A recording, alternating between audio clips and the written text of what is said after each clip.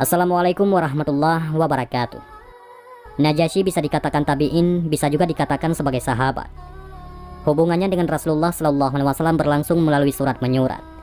Ketika beliau wafat, Nabi SAW melakukan sholat gaib untuknya, sholat yang belum pernah Rasulullah lakukan sebelumnya. Dialah Asamah bin Abjar yang dikenal dengan sebutan An-Najasyi. Marilah pada kesempatan yang penuh berkah ini, sejenak kita telusuri kehidupan seorang tokoh besar kaum muslimin ini. Ayah Asamah adalah Raja Negeri Habasyah, dan dia tidak memiliki anak melainkan beliau. Kondisi ini dipandang kurang baik untuk masa depan negeri itu. Sebagian tokoh Habasyah saling berbisik. Raja kita hanya memiliki seorang putra, dia hanya menyusahkan. Dia akan mewarisi tahta bila raja wafat dan mengantarkan kita ke arah kebinasaan. Lebih baik kita bunuh sang raja dan kita angkat saudaranya menjadi raja baru. Dia memiliki 12 putra yang membelanya semasa hidup dan menjadi pewarisnya bila meninggal. Dengan gencar, setan membisik dan memprovokasi mereka hingga mereka membunuh raja dan mengangkat saudaranya untuk menggantikannya. Kini Asamah diasuh oleh pamannya. Dia tumbuh menjadi pemuda yang cerdas, penuh semangat, ahli berargumen dan berkepribadian luhur. Ia menjadi andalan pamannya dan diutamakan, lebih daripada anak-anaknya sendiri. Namun, setan kembali memprovokasi para pembesar Habasyah. Mereka kembali berembuk. Di antara mereka berkata, "Kita khawatirkan bila kerajaan ini jatuh ke tangan pemuda itu, pastilah dia akan membalas dendam atas kematian ayahandanya dahulu." Akhirnya mereka menghadap raja dan berkata, "Tuanku, kami tidak bisa merasa aman dan tentram bila tuan belum membunuh Asamah atau menyingkirkannya dari sini. Dia telah beranjak dewasa dan kami khawatir dia akan balas dendam." Mendengar permintaan tersebut, raja sangat murka dan berkata, "Sejahat-jahat kaum adalah kalian. Dahulu kalian membunuh ayahnya dan sekarang kalian memintaku untuk membunuhnya pula. Demi Tuhan, aku tak akan melakukannya." Kemudian mereka berkata, "Kalau begitu, kami akan mengasingkannya dari negeri ini." Sang raja tak berdaya menghadapi tekanan dan paksaan para pejabat yang jahat itu. Tak lama setelah diusirnya Asamah, tiba-tiba terjadi peristiwa di luar dugaan. Badai mengamuk disertai guntur dan hujan lebat. Sebatang pilar istana roboh menimpa sang raja yang sedang berduka akibat kepergian keponakannya. Beberapa waktu kemudian, sang raja pun wafat. Rakyat Habasyah berunding untuk memilih raja baru. Mereka mengharapkan salah satu dari 12 putra raja, namun ternyata tak ada satupun dari mereka yang layak menduduki tahta.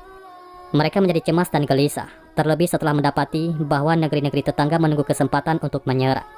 Kemudian ada salah seorang di antara mereka berkata, "Demi Tuhan pemilik Ka'bah, tak ada yang patut menjadi pemimpin kalian, kecuali pemuda yang kalian usir itu. Jika kalian memang peduli dengan negeri Habasyah, carilah dia dan pulangkanlah dia." Mereka pun bergegas mencari Asamah dan membawanya pulang ke negerinya. Lalu mereka meletakkan mahkota di atas kepalanya dan membaiatnya sebagai raja. Mereka memanggilnya dengan Najasyi. Dia memimpin negeri secara baik dan adil.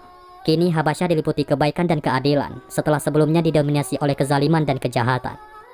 Saat yang bersamaan dengan naiknya Najasyi menduduki tahta di Habasyah, di tempat lain Allah Subhanahu wa Ta'ala mengutus nabinya, yakni Muhammad SAW, untuk membawa agama yang penuh hidayah dan kebenaran. Satu persatu as-sabiqunal awalun memeluk agama yang dibawa Nabi Muhammad SAW. Orang-orang Quraisy mulai mengganggu dan menganiaya mereka. Ketika Mekah sudah terasa sesak bagi kaum muslimin karena gencarnya tekanan-tekanan musyrikin Quraisy, Rasulullah SAW bersabda, "Di negeri Habasyah bertahta seorang raja yang tidak suka berlaku zalim terhadap sesama. Pergilah kalian ke sana dan berlindunglah di dalam pemerintahannya sampai Allah Subhanahu wa Ta'ala membukakan jalan keluar dan membebaskan kalian dari kesulitan ini." Maka berangkatlah rombongan muhajirin pertama dalam Islam yang berjumlah 80 orang ke Habasyah. Di negeri baru itu, mereka mendapatkan ketenangan dan rasa aman, bebas menikmati manisnya takwa dan ibadah tanpa gangguan. Akan tetapi, pihak Quraisy tidak tinggal diam setelah mengetahui bahwa kaum muslimin bisa hidup tenang di Habasyah. Mereka segera berunding menyusun makar untuk menghabisi kaum muhajirin atau menarik mereka kembali ke Makkah. Mereka mengirimkan 2 orang utusannya kepada Najasyi di Habasyah. Keduanya orang pilihan dan pandai berdiplomasi, yaitu Amr bin As dan Abdullah bin Abi Rabi'ah. Mereka berangkat dengan membawa hadiah-hadiah dalam jumlah besar untuk Najasyi dan para pejabat tinggi Habasyah yang dikenal menyukai barang-barang dari Makkah. Sesampainya di Habasyah, keduanya terlebih dahulu menjumpai para pejabat sambil menyuap mereka dengan hadiah-hadiah yang dibawa. Keduanya berkata, "Di negeri Anda telah tinggal sejumlah pengacau dari kota kami. Mereka keluar dari agama nenek moyang dan memecah belah persatuan kami. Maka jika nanti kami menghadap Najasyi dan membicarakan masalah ini, kami mohon Anda semua mendukung kata-kata kami untuk menentang agama mereka tanpa bertanya. Kami adalah kaum mereka. Kami lebih mengenal siapakah mereka dan mengharapkan agar kalian sudi menyerahkan mereka kepada kami." Setelah memilih saat yang tepat, Amr bin As dan Abdullah bin Abi Rabi'ah menghadap Najasyi. Mereka terlebih dahulu sujud, menyembah seperti yang biasa dilakukan orang-orang Habsyi. Najasyi menyambut keduanya dengan baik karena sebelumnya dia telah mengenal Amr bin As. Kemudian tokoh Quraisy itu memberikan hadiah-hadiah yang indah disertai titipan salam dari para pemuka Quraisy yang dipimpin oleh Abu Sufyan. Raja Najasyi menghargai hadiah-hadiah pemberian mereka. Kemudian Amr mulai bicara.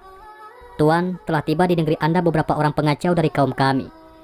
Mereka telah keluar dari agama kami dan tidak pula menganut agama Anda. Mereka mengikuti agama baru yang kami tidak mengenalnya, begitu pula Anda. Kami berdua diutus oleh pemimpin kaum kami untuk meminta agar tuanku mengembalikan mereka kepada kaumnya. Karena kaumnya lah yang lebih tahu akibat yang dimunculkan oleh agama yang baru itu, berupa fitnah dan kekacauan yang mereka timbulkan."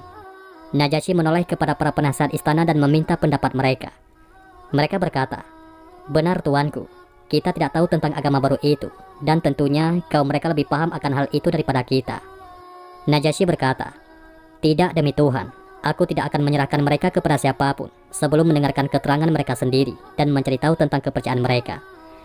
Bila mereka dalam kejahatan, maka aku tidak keberatan untuk menyerahkan mereka kepada kalian. Namun kalau mereka dalam kebenaran, aku akan melindungi dan memelihara mereka selama mereka ingin tinggal di negeri ini.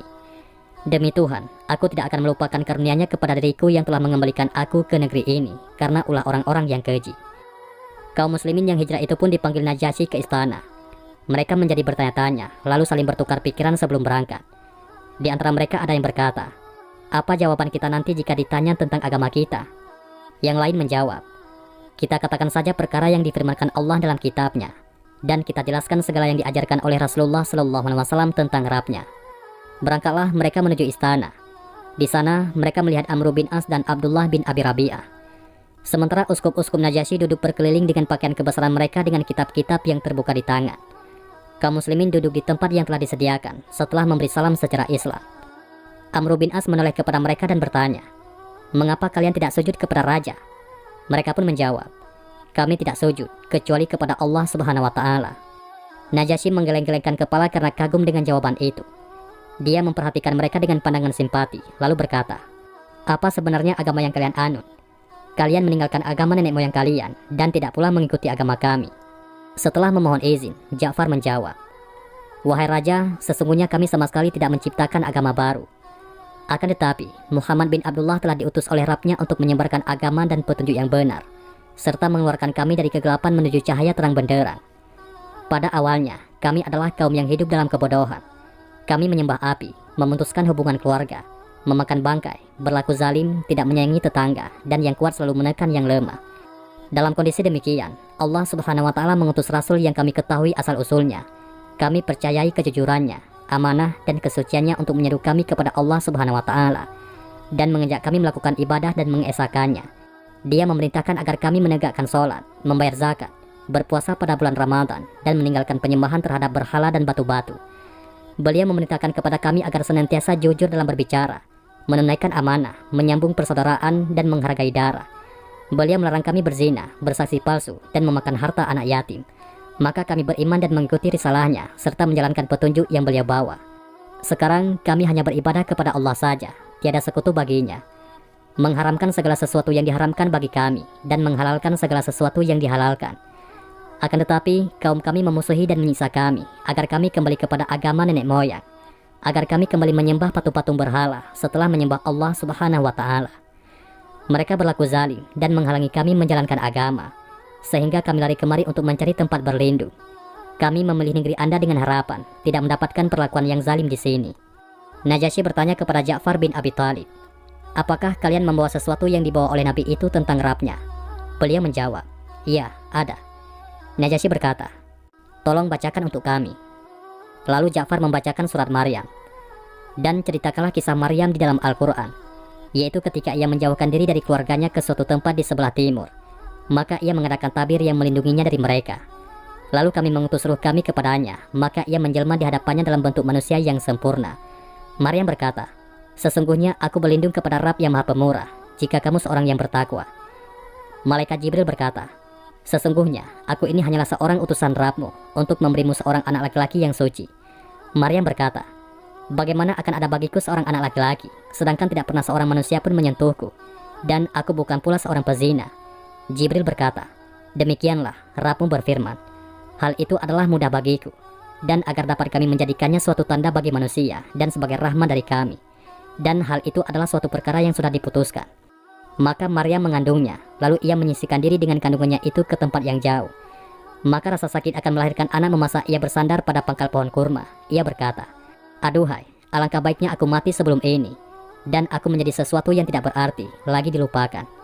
Maka Jibril menyuruhnya dari tempat yang rendah, "Janganlah kamu bersedih, sesungguhnya Rabbmu telah menjadikan anak sungai di bawahmu." Al-Quran Surat Maryam, ayat 16-24. Tampaklah Najasyi menangis terharu mendengarnya. Najasyi berkata kepada utusan Quraisy tersebut, "Apa yang mereka bacakan kepada kami dan apa yang dibawa oleh Isa bin Maryam berasal dari sumber yang sama. Demi Allah, aku tidak akan menyerahkan mereka sama sekali kepada kalian selama aku masih hidup." Kemudian dia bangkit dari singgasana dan pertemuan itu pun dibubarkan. Keluarlah Amr bin As dengan gusar. Ia berkata kepada kawannya, "Demi Tuhan, aku akan menghadap Najasyi lagi besok. Akan aku katakan sesuatu yang bisa membangkitkan amarahnya sampai ke dasar hatinya, sehingga dia menghabisi mereka." Abdullah bin Abi Rabi'ah yang lebih lunak sikapnya berusaha mencegah, "Janganlah engkau melakukannya, wahai Amru. Bagaimanapun mereka masih sanak famili kita, meskipun berbeda paham dengan kita." Namun Amru berkata, "Demi Tuhan, aku akan katakan bahwa mereka telah menyebutkan sesuatu yang buruk tentang Isa bin Maryam. Mereka menyembunyikan sesuatu. Mereka telah menuduh Isa dan mengatakan bahwa Isa hanyalah seorang hamba." Sesuai yang direncanakan, esok harinya Amr bin As menghadap kepada Najasyi dan berkata, "Tuanku, kemarin mereka telah menguraikan sesuatu, tetapi menyembunyikan banyak hal lainnya. Mereka juga mengatakan bahwa Isa adalah hamba." Kaum muslimin kembali dipanggil ke istana. Mereka ditanya, "Apa yang kalian katakan tentang Isa bin Maryam?"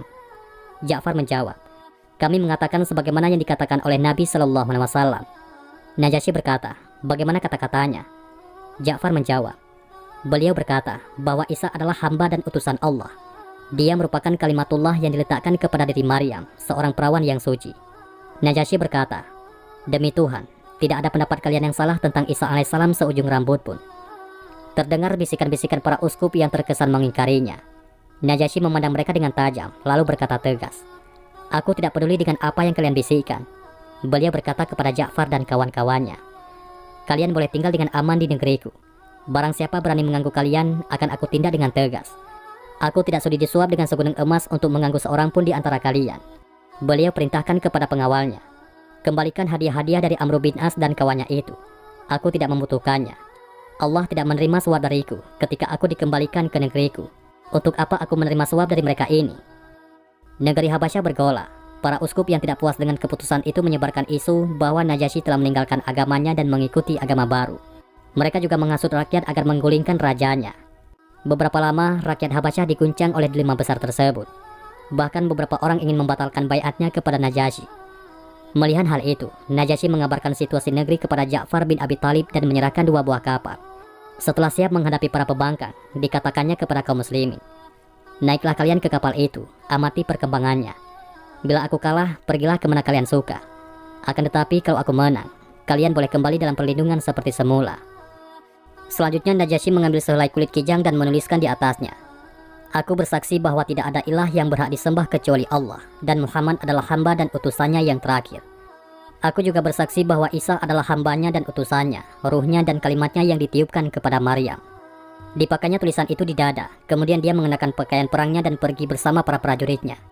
Berdirilah Najasyi menghadapi para penentang-penentangnya. Dia berkata, "Wahai rakyat Habasyah, katakanlah bagaimana perlakuanku terhadap kalian." Mereka menjawab, "Sangat baik tuanku." Najasyi berkata, "Lalu mengapa kalian menentangku?" Mereka berkata, "Karena Anda telah keluar dari agama kita dan mengatakan bahwa Isa adalah seorang hamba." Najasyi berkata, "Bagaimana menurut kalian sendiri?" Mereka menjawab, "Dia adalah putra Allah." Maka Najasyi mengeluarkan tulisan yang dipakainya di dada, kemudian diletakkan di atas meja dan berkata, "Aku bersaksi bahwa Isa bin Maryam tidaklah lebih dari yang tertulis di sini." Di luar dugaan, ternyata rakyat menerima dengan senang pernyataan Najasyi. Mereka membubarkan diri dengan lega. Rasulullah Shallallahu Alaihi Wasallam semakin percaya kepada Najasyi. Penghargaan Najasyi terhadap muhajirin yang datang ke negerinya dan membuat mereka aman dalam perlindungannya mengembirakan Nabi Shallallahu Alaihi Wasallam. Apalagi setelah mendengar kecondongannya kepada Islam dan keyakinannya akan kebenaran Al-Quran. Hubungan Najasyi dengan Rasulullah Shallallahu Alaihi Wasallam semakin erat. Memasuki tahun baru 7 Hijriah, Rasulullah SAW berkehendak untuk berdakwah kepada 6 orang pemimpin negeri tetangga agar mau masuk agama Islam. Beliau menulis surat untuk mengingatkan mereka akan iman serta menasihatkan tentang bahaya syirik dan kekufuran. Maka beliau menyiapkan 6 orang sahabat. Terlebih dahulu, mereka mempelajari bahasa kaum yang hendak didatangi agar dapat menyelesaikan tugas dengan sempurna. Setelah siap, ke-6 sahabat tersebut berangkat pada hari yang sama. Di antara mereka ada Amr bin Umayyah Ad-Damari yang diutus kepada Najasyi di negeri Habasyah. Sampailah Amr bin Umayyah Ad-Damari di hadapan Najasyi. Dia memberi salam secara Islam dan Najasyi menjawabnya dengan lebih indah serta menyambutnya dengan baik. Setelah dipersilakan duduk di majelis Habasyah, Amr bin Umayyah memberikan surat Rasulullah SAW kepada Najasyi dan langsung dibacanya. Di dalamnya tertulis ajakan kepada Islam disertai beberapa ayat Al-Quran. Najasyi menempelkan surat itu di kepala dan matanya dengan penuh hormat. Setelah itu, dia turun dari singgasana dan menyatakan keislamannya di depan hadirin. Selesai mengucapkan syahadat, dia berkata, "Kalau saja aku mampu untuk mendatangi Muhammad SAW, niscaya aku akan duduk di hadapan beliau dan membasuh kedua kakinya." Kemudian beliau menulis surat jawaban pendek kepada Rasulullah SAW yang berisi pernyataan menerima dakwahnya dan keimanan atas kenabiannya. Selanjutnya, Amr bin Umayyah menyodorkan surat Nabi SAW yang kedua. Dalam surat itu, Rasulullah SAW meminta agar Najasyi bertindak sebagai wakil untuk pernikahan beliau dengan Ramlah binti Abu Sufyan, yang termasuk rombongan muhajirin ke Habasyah. Sedangkan Ramlah, yang biasa dipanggil Ummu Habibah itu, memiliki lika-liku hidup yang berakhir dengan kebahagiaan. Meski sepintas, marilah kita simak perjalanannya. Ramlah binti Abu Sufyan adalah salah satu penentang kepercayaan ayahnya, yaitu sang pemuka Quraisy itu. Dia menyatakan keimanannya kepada Allah Subhanahu wa Ta'ala dan Rasulnya bersama suaminya, yakni Ubaidullah bin Jahsy. Oleh karena itu, pasangan suami istri ini termasuk yang mendapat gangguan dari orang-orang Quraisy.